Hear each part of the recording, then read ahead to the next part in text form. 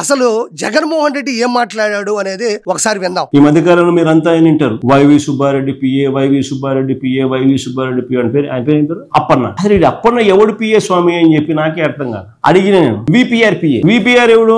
VPR ఎవడు? ఎవడో కాదు, ఎవరు సార్ గారు.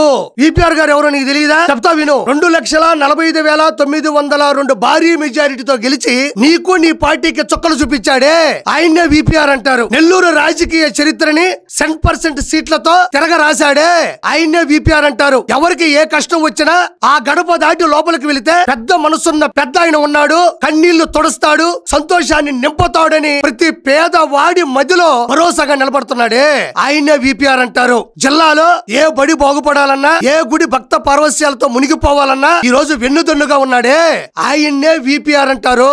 విపిఆర్ ఫౌండేషన్ ద్వారా స్వచ్ఛందంగా కోట్ల రూపాయలు ఖర్చు పెట్టి లక్షల మంది గుండెల్లో గుడిగట్టుకొని పూజించబడుతున్నాడే అతన్నే విపిఆర్ అంటారు.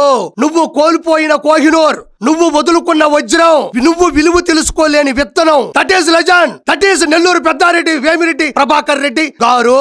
ఎవడో కాదో సార్ గారు.